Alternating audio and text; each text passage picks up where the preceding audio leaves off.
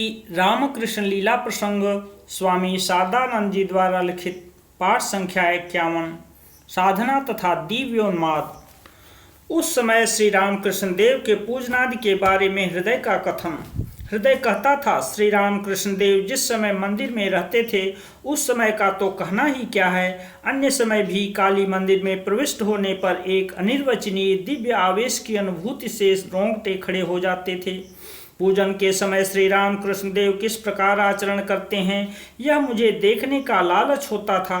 कभी कभी वहां सहसा उपस्थित हो मैं जो कुछ देखता था उससे मेरा हृदय विस्मय तथा भक्ति से भर जाता था, किंतु मंदिर से बाहर निकलते ही मेरे हृदय में संदेह होने लगता था और मैं यह सोचा करता था कि मामा जी क्या वास्तव में पागल हो गए हैं, अन्यथा पूजन के समय वे इस प्रकार का आचरण क्यों करते हैं।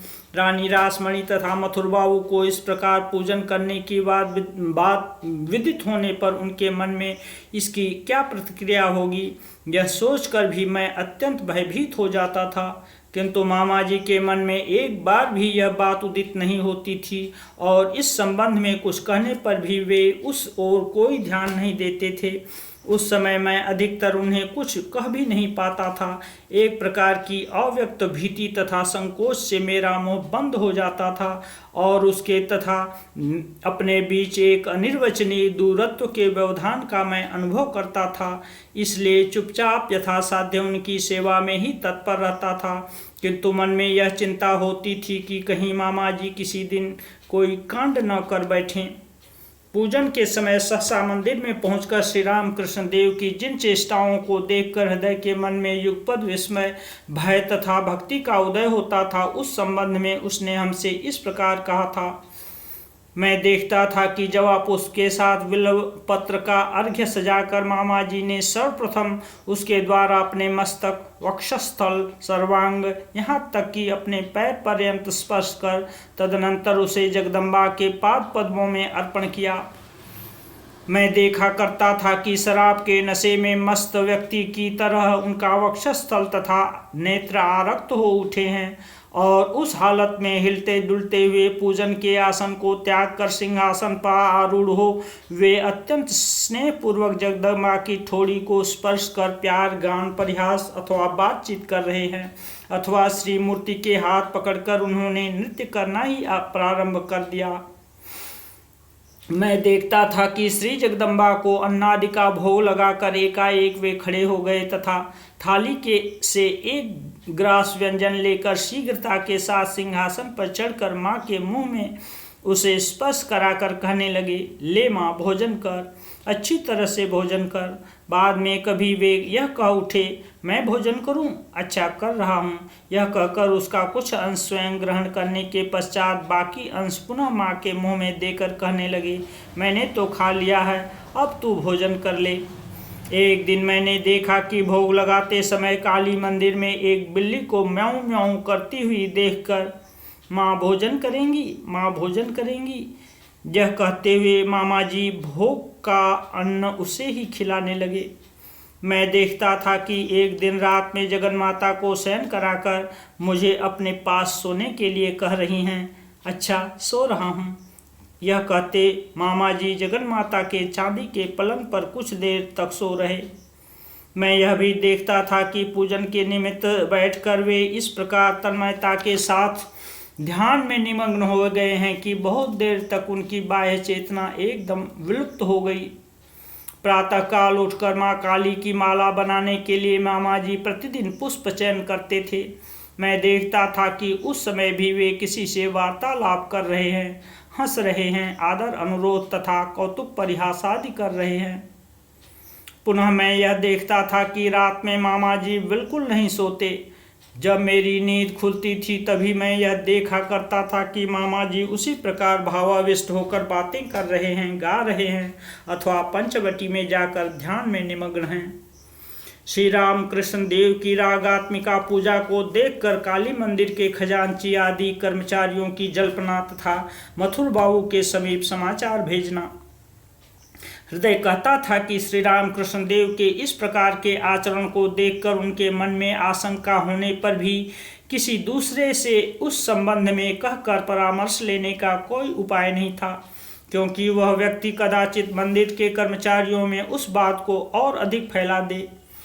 होते होते शायद वह बात बाबू लोगों के कान तक पहुँचे और उससे शायद मामा जी का कोई अनिष्ट हो जाए। हृदय इसी बात को डरता था, किंतु अब तो जब नित्य प्रति वैसा ही होने लगा तो उसे छिपाना भी कैसे संभव था।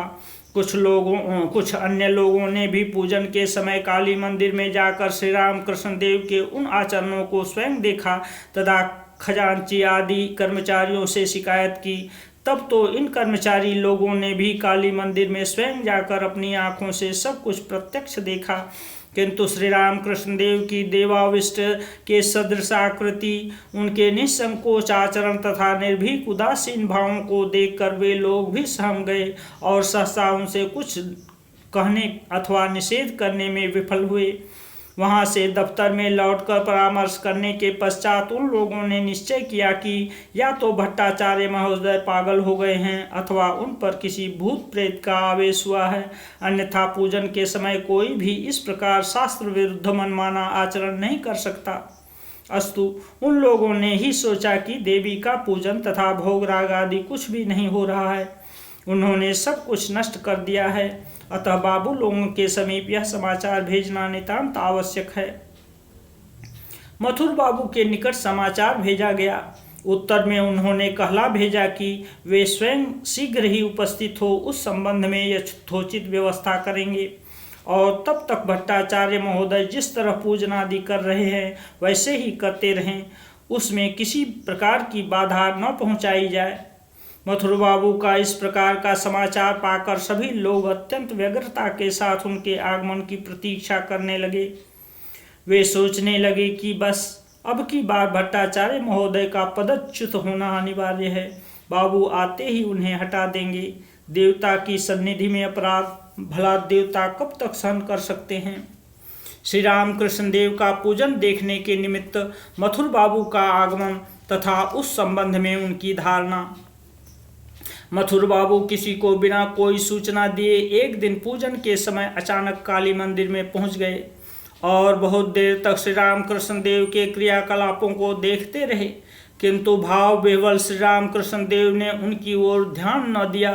पूजन के समय माँ को लेकर प्रतिदिन वे इस प्रकार तन्मय रहते थे कि मंदिर में कौन आ जा रहा है इसका उन्हें कुछ भी ध्यान नहीं रहता था, और यह बात श्री मथुरा मोहन जी को स्वयं प्रत्यक्ष विदित हो गई।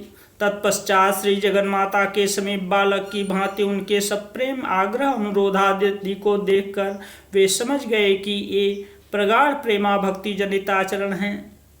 वे अपने मन में यह सोचने लगे, इस प्रकार निष्कपट भक्ति विश्वास के द्वारा यदि माँ की प्राप्ति न हो तो और किस तरह उनका दर्शन मिल सकता है।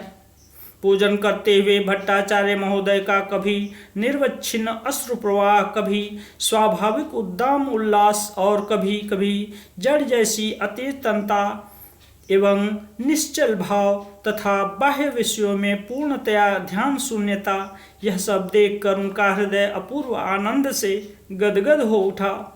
वे यह अनुभव करने लगे कि दैवी प्रकाश से मंदिर वास्तव में समुद्भासित हो उठा है। उनको यह दृढ़ निश्चय हो गया कि भट्टाचार्य महोदय जगन्माता की कृपा को प्राप्त कर कृतार्थ हुए हैं।